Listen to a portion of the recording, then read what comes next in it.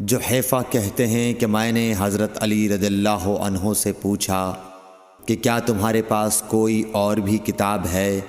انہوں نے فرمایا کہ نہیں مگر اللہ کی کتاب قرآن ہے، یا پھر فہم ہے جو وہ ایک مسلمان کو عطا کرتا ہے، یا پھر جو کچھ صحیفے میں ہے۔ میں نے پوچھا اس صحیفے میں کیا ہے؟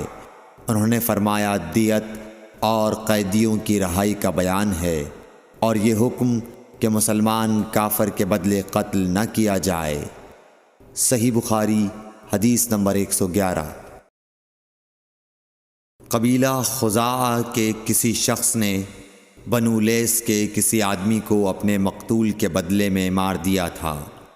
یہ فتح مکہ والے سال کی بات ہے۔ رسول اللہ صلی اللہ علیہ وسلم کو یہ خبر دی گئی۔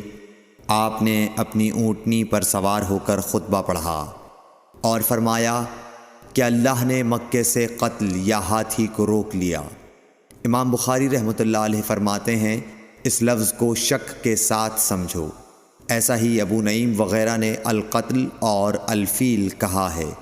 ان کے علاوہ دوسرے لوگ الفیل کہتے ہیں۔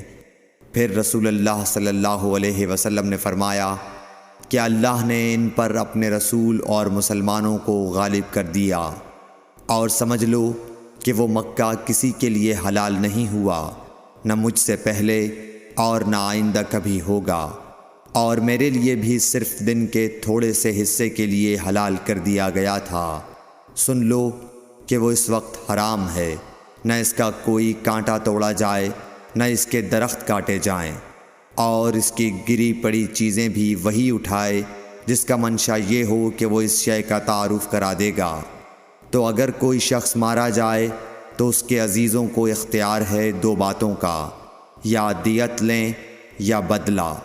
اتنے میں ایک یمنی آدمی ابو شاہ نامی آیا اور کہنے لگا یہ مسائل میرے لیے لکھوا دیجئے۔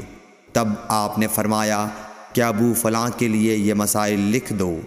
تو ایک قریشی شخص نے کہا یا رسول اللہ مگر اذخر، یعنی اذخر کاٹنے کی اجازت دے دیجئے، کیونکہ اسے ہم گھروں کی چھتوں پر ڈالتے ہیں یا مٹی ملا کر اور اپنی قبروں میں بھی ڈالتے ہیں۔ یہ سن کر رسول اللہ صلی اللہ علیہ وسلم نے فرمایا کہ ہاں مگر اذخر۔ صحیح بخاری حدیث نمبر 112۔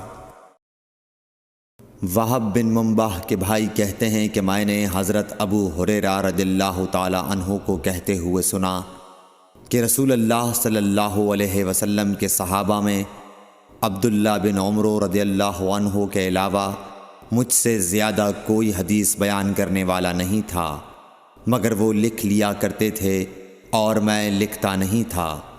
صحیح بخاری حدیث نمبر 113۔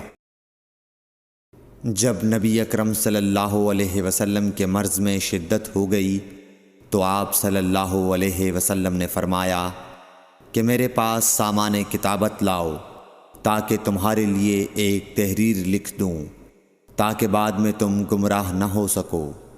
اس پر حضرت عمر رضی اللہ عنہ نے لوگوں سے کہا کہ اس وقت آپ صلی اللہ علیہ وسلم پر تکلیف کا غلبہ ہے، اور ہمارے پاس اللہ کی کتاب قرآن موجود ہے جو ہمیں ہدایت کے لیے کافی ہے۔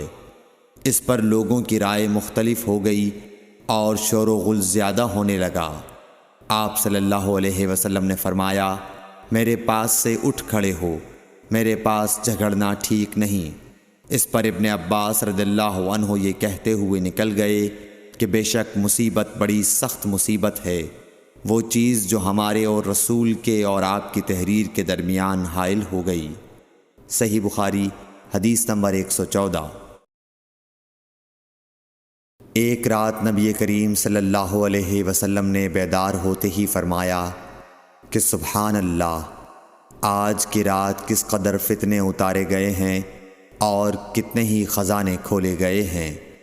ان حجرے والیوں کو جگاؤ، کیونکہ بہت سی عورتیں جو دنیا میں باریک کپڑا پہننے والی ہیں وہ آخرت میں ننگی ہوں گی۔